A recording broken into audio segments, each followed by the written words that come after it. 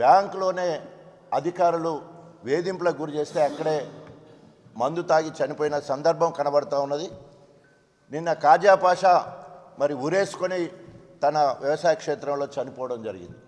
ఇవన్నీ కూడా రైతులకు లేనిపోని ఆశలు పెట్టి కేసీఆర్ గారు రైతు బంధు పేరు మీద 10,000 దాదాపు 73,000 కోట్ల రూపాయలు రైతు బంధు పేరు మీద, రైతు రుణమాఫీ కింద దాదాపు ఒక 30,000 మొత్తం కలిపితే 1,00,000 కోట్ల రూపాయలు కేసీఆర్ గారు డైరెక్ట్గా ఖాతాలో వేస్తే ఈరోజు వరకు మోసపూరిత వాగ్దానాలు చేసి రైతుల ఆత్మహత్యలకు కారణమవుతా ఉంది మరి రేవంత్ ప్రభుత్వం.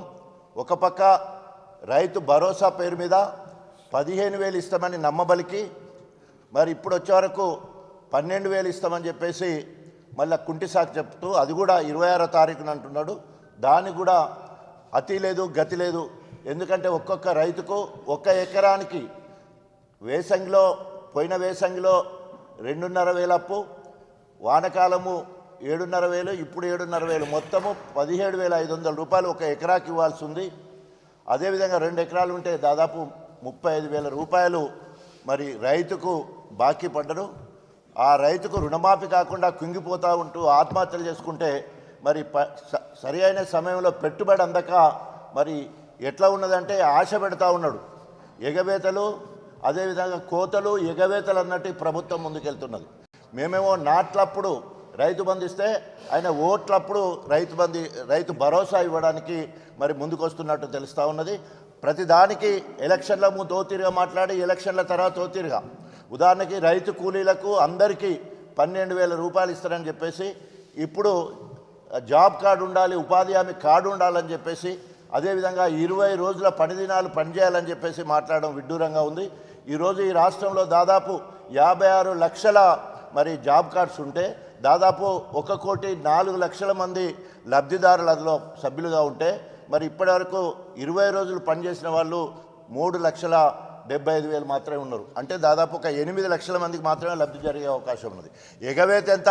96 లక్షల మందికి ఎగబెట్టేందుకు బీదోని కూలినాలు చేసుకునే వ్యవసాయ కూలి పొట్టగొట్టడానికి ఆశ పెట్టి వాళ్లకు ఈరోజు వాళ్ళని నట్టేట ముంచే పరిస్థితి కనబడుతూ ఉన్నది.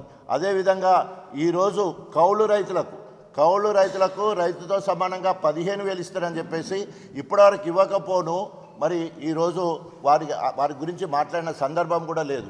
అదేవిధంగా బోనస్ పేరు మీద బోగస్ మాటలు మాట్లాడి ఈరోజు ఒక తెలంగాణ రాష్ట్రం మొత్తం పక్క పెడితే ఒక వరంగల్కే దాదాపు 89 కోట్ల రూపాయలు రావాలి. 1 పైసా కూడా ఇప్పటివరకు రైతు బోనస్ ఇవ్వలేదు. ఈ రకంగా రైతుకు అలివి కాని హామీలు ఇచ్చి రైతు నట్టేట ముంచే పరిస్థితి, రైతులు ఆత్మహత్యలు చేసుకునే కార్యక్రమం జరుగుతూ ఉంది.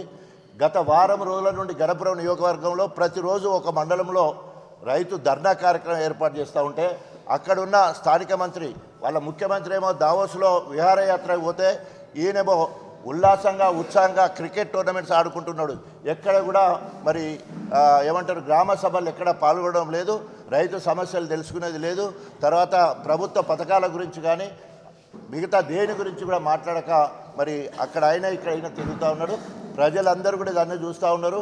రేపు రాబోయే రోజులలో ఎప్పుడు స్థానిక ఎన్నికలు వచ్చినా కూడా ఏ ఇంటికి పోయి ఎవరిని మందలిచ్చినా కూడా మరి కాంగ్రెస్ పార్టీ నిలదీసి పక్కకు పెట్టే పరిస్థితి కనబడుతుంది.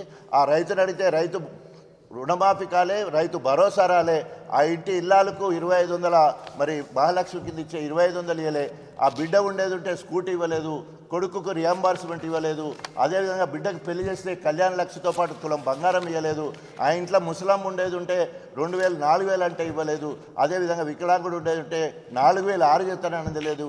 తప్పకుండా రేపు స్థానిక ఎన్నికల్లో కాంగ్రెస్ పార్టీ నాయకులను తరిమి కొడతారు. అదేవిధంగా ఇప్పటికే ఎమ్మెల్యేలను మంత్రులను తరిమి కొడుతూ ఉన్నారు. వాళ్ళు ఎక్కడెక్కడో మరి తప్పించుకొని పోయే పరిస్థితి కనబడుతుంది. తస్మా జాగ్రత్త, రేపు కర్రలు కాల్చి వాళ్ళతో పెడతారని హెచ్చరిస్తూ ఇప్పటికైనా రైతులకు ఇచ్చిన హామీలన్నీ వెంటనే నెరవేర్చాలని డిమాండ్ చేస్తూ మరి రాబోయే రోజుల్లో మరి కేటీఆర్ గారు ఇచ్చే పిలుపునందుకొని మా ప్రజా వ్యతిరేక విధానం మీద మరింత పోరాటాన్ని ఉధృతం చేస్తామని చెప్పేసి హెచ్చరిస్తూ సెలవు తీసుకుంటాం.